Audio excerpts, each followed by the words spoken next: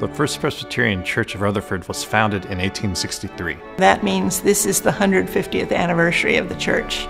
This building was built in 1888, as far as when the first cornerstone was laid.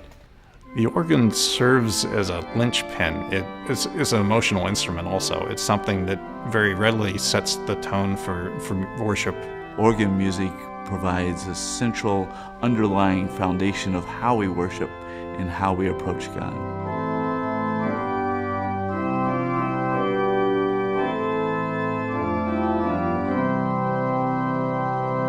There are really three ways that an organ is important in the life of a church.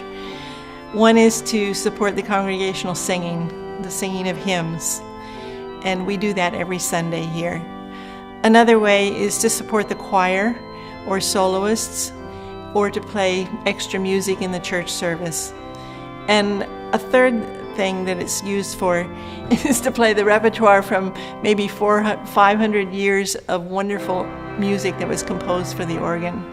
But this organ can play most any kind of music from any period, and it is used also in recitals, concerts, for demonstrations, for teaching. But the most important thing is coming back to the congregational singing.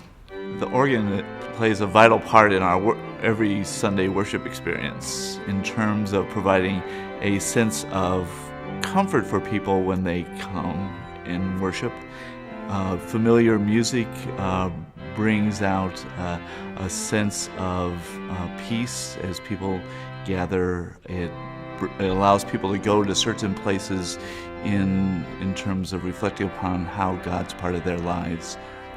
It provides an opportunity to experience a sense of confidence as people are together in terms of people expressing how they might find themselves living with God. We find that especially as we sing, and also an opportunity to just reflect upon the beauty of God's presence in their lives, especially when our choir sings or when Peggy plays something that allows people just to appreciate the beauty of music and the gift of God as we worship. So it is always a vital part of how we worship each and every Sunday.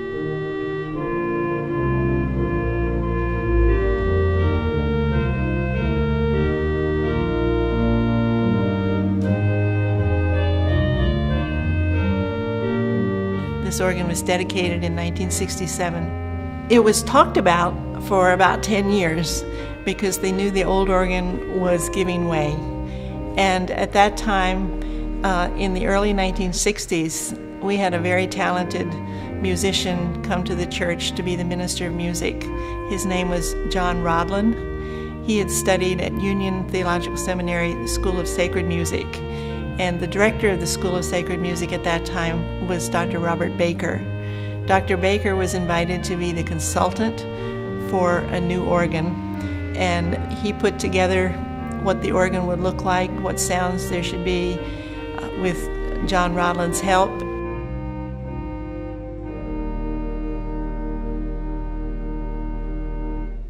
The total cost of the organ itself was $78,000. On top of that, there was a major cost of renovating the sanctuary space, putting the choir loft and the organ in the back, and sacrificing a center door that used to be behind the organ. Including the redesign of the church, the total was $128,000. A similar organ of this size and also of a famous maker would probably cost about $1 million, maybe more. Our organ is a 3-manual organ.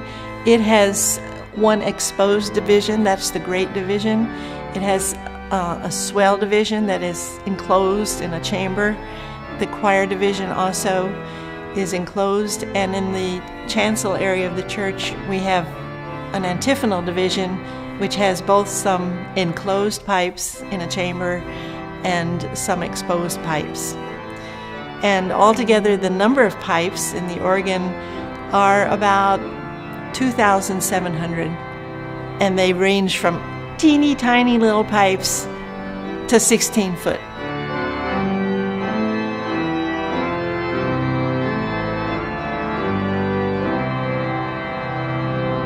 Since the organ was originally installed, There have been a few things done to it. The most major thing was done in 1998, and that was when the electro-pneumatic action of the organ was replaced with solid-state logic combinations and relay systems.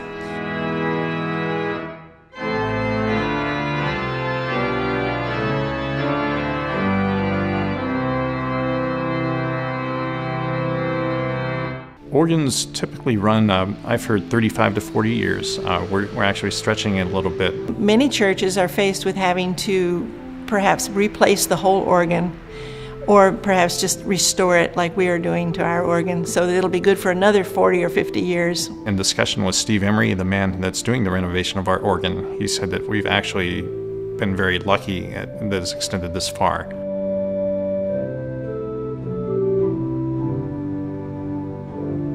We have some problems with the organ currently. The blowers that are in the basement have some issues, and we're going to have those totally reconditioned. The blower motor for those, very, very, very noisy. You can hear bearings screech, everything else. So it's one of those things, whenever you first come in, you just turn the organ on itself. You can hear the air hissing out, and you hear the blower motor actually like a subtle screech. And the pipes themselves, many of the pipes are beginning to collapse a little bit. The leather is cracking on the wind chests. We've actually had some animal damage as well, both through the wind chest, the leather there. You can see where they've actually gnawed on the wind chest. You can see actually some pipes there up in the loft that have actual tooth marks in them. In the organ, we have some old, outdated wiring, and that old cotton-covered wiring will be replaced with more up-to-date, up-to-code standard wiring. We have on the organ some tremolants, which make the air sort of shake the sound of certain pipes so that you get a more romantic effect. And at the present time, none of those are working on the organ. The tremolants are not working. And the swell shades, which make the sound get louder or softer, they operate sort of like Venetian blinds, and they're not working to full capacity. And after 45 years, there's lots of dirt that's accumulated in the pipes, in the chambers, and that affects the speech of the pipes.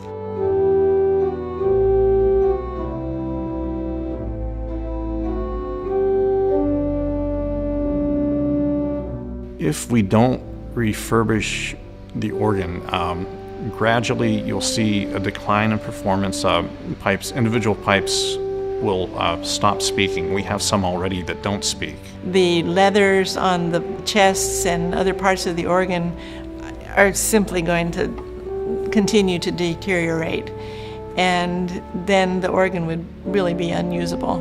We're doing this maybe just a little bit ahead of time to be sure that we don't get in that situation and that we can have the joy of having the organ just continuously and sounding at its best all the time.